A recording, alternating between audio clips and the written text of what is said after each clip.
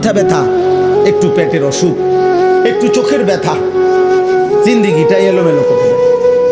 স্বাভাবিকতা মানুষের, স্বাভাবিক চলাফেরার, উল্লাস, আনন্দ, স্বাভাবিক জীবন চলা সব কিছুকেই পেরেশানিত করে ফেলে। যে মানুষ আমরা এত দুর্বল, আর এই সুস্থতা আমাদের এই ছোট্ট বড় যে কোনো রোগ ব্যাধি, এখান থেকে সুস্থতা দেওয়ার মালিক একমাত্র আল্লাহ ছাড়া আর কি? বলো না ভাই, এই কথাটা, এই সাধারণ কথাটা তোমরা বুঝতেছো না কেন? বেনামাজি বাবা ভাই আপনারা বুঝেন না কেন? কেন বুঝেন না? আল্লাহর সাথে আমি সব সময় বলি, আল্লাহর সাথে কেন নারাজ হইলেন? আল্লাহর সাথে অভিমান করলেন কেন? এমন মালিকরে মানুষে ভুল করে কেন? এমন দয়াময় মেহেরবান রবকে ভুলে যায় কেমনে আমরা? তো আল্লাহ তাআলা বলেন, ইনিল কাফিরুনা ইল্লা ফি গুরুর। শোনো, প্রত্যেক নাফরমান বেঈমান মূলত ধোঁকার মধ্যেই আছে। সে মনে করে মদ খায়, জুয়া খেলে, সে মনে করে চুল ফিরে, সে মনে করে মোবাইল আছে, নর্তকী আছে, সে মনে করে জিনা করছে, ব্যভিচার করছে, গাঁজা খাইতেছে, কুট্টা খাইতেছে, বাবা খাইতেছে, সে মনে করতেছে উল্লাস, দরবার কেউ নাই, ছুইবার কেউ নাই, বাধা দিবার কেউ নাই। আল্লাহ বলে না না, প্রতিটা নাফরমান বেঈমান মূলত ধোঁকার মধ্যে আছে। ধোঁকা ধোঁকা ধোঁকা কিসের মধ্যে? ইনিল কাফিরুনা ইল্লা ফি গুরুর। আল্লাহ বলে দুনিয়া তোরে ধোঁকা দিছে নাফরমান, নারী তোকে ধোঁকা দিছে, একটা ছোট্ট মোবাইল তোকে ধোঁকা দিছে, কয়টা অসৎ বন্ধু তোকে ধোঁকা দিয়ে ফেলেছে, মদের আড্ডা তোরে ধোঁকা দিছে, জুয়ার আড্ডা ধোঁকা দিছে, পাথরের মূর্তি তোরে ধোঁকা দিছে, মূর্তি পূজা তোরে ধোঁকা দিয়ে দিছে, একটা বিল্ডিং, একটা দালান, সামান্য কয়টা টাকা, একটা এলাকার সামান্য কুদ্দুর ক্ষমতা তোরে ধোঁকা দিয়ে দিছে। তুমি মনে করছো 7 রাজার ধন পাইছো, একদিন ঘুমের থেকে ওইটা দেখে কিচ্ছু নাই, কিচ্ছু নাই। এখানে একটা আয়াত আছে, কুল আরাইতুম ইন আসবাহা মাউকুম গাওরা ফামান ইয়াতিকুম বিমাইন মাঈন। আহা, একটা আশ্চর্য কথা বলছে আল্লাহ। বলে এই শোনো, এই তোমাদের এই মাটির একটি নির্দিষ্ট পরিমাণ স্তরে আমি আল্লাহ তাআলা এই পৃথিবীর তোমাদের সবার জন্য ব্যবহারের যত পানি, এগুলো আমি রাখছি।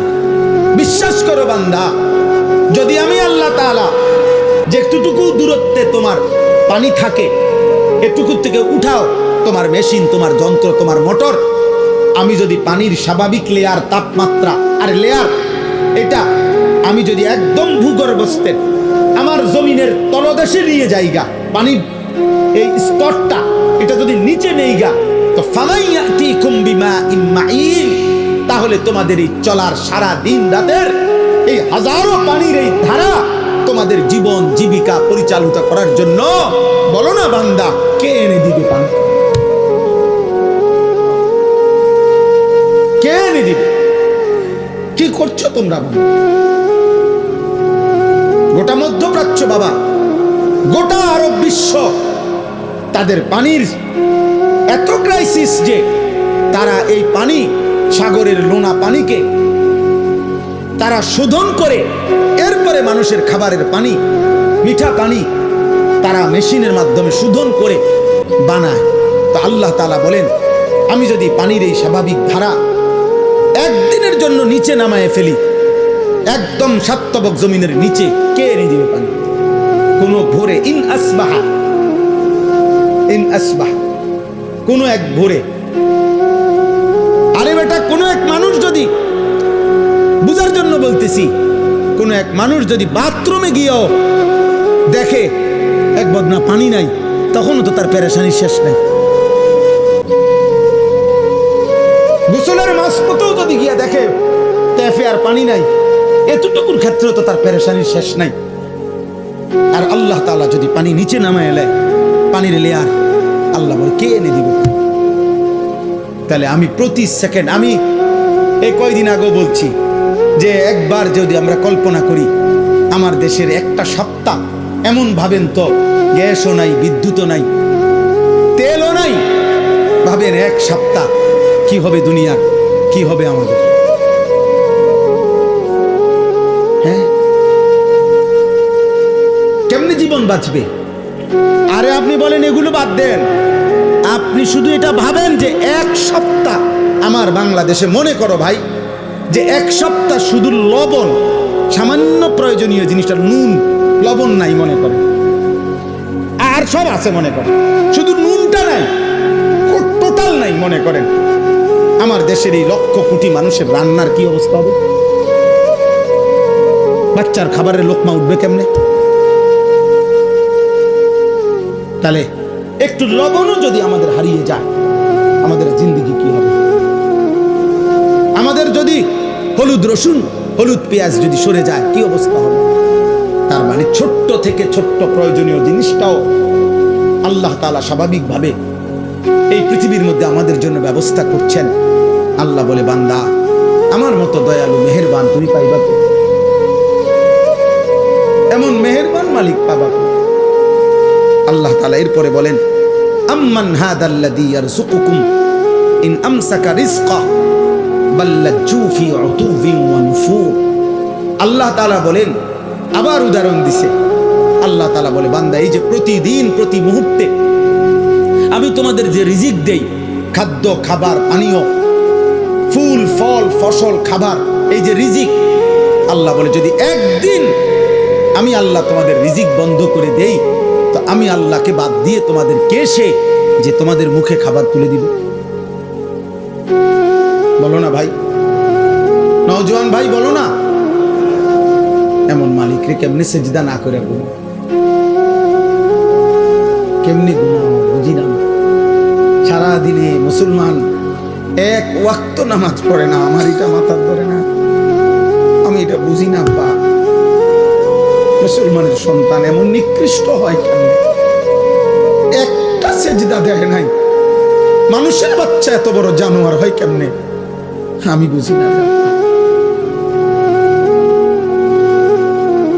মানুষের ঘরে জন্ম নিয়া এত বড় জানোয়ার এটা কেমনে হইল?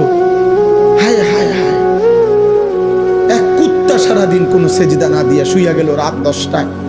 এই মানুষ রূপী এই কুত্তাও একটা সেজদা না দিয়া শুইয়া গেল।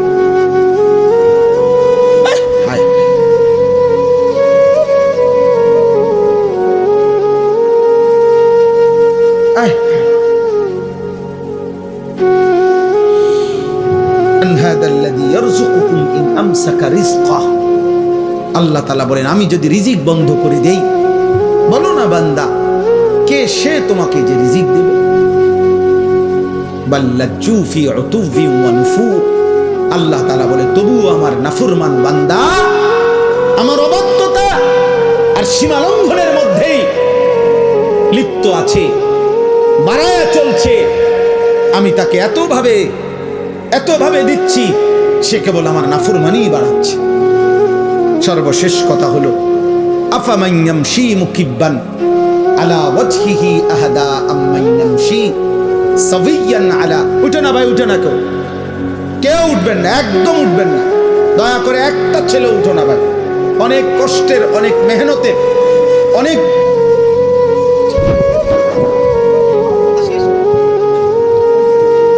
শেষ আমার না না না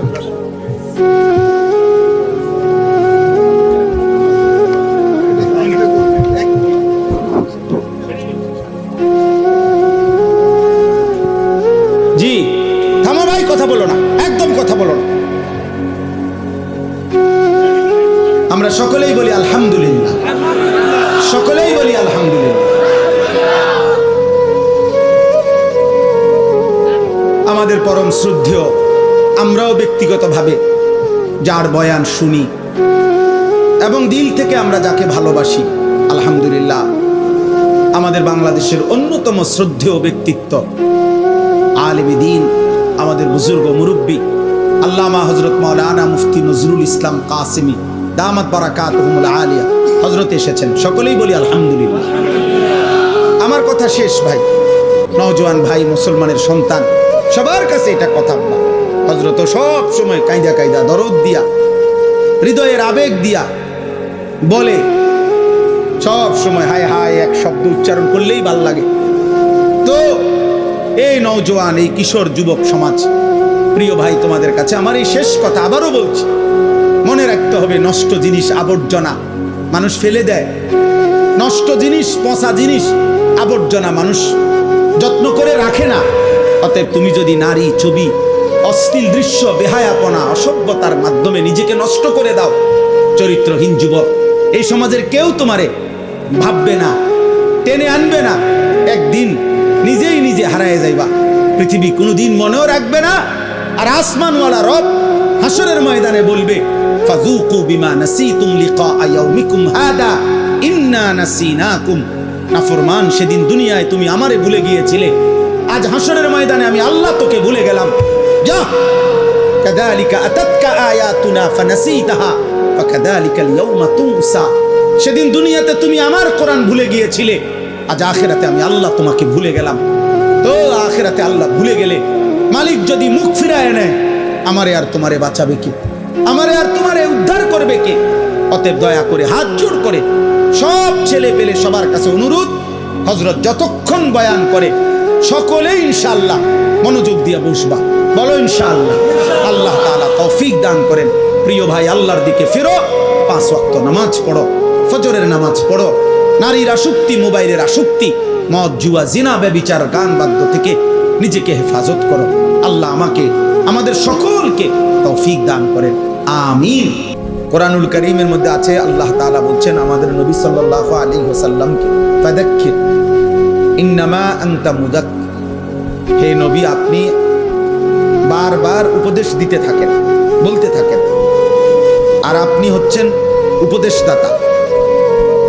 লাস্তা আলাইহিম বিমুসাইতির, আপনি শাসক নন, আপনি কোনো তাদের উপরে, আমার বান্দাদের উপরে মালিক না, যে আপনি বলবেন কালেমা গ্রহণ না করলে কল্লা ফালাই দেবো, ফাঁসি দিয়ে দেবো, এমন কিছু বলার অধিকার আপনার নাই।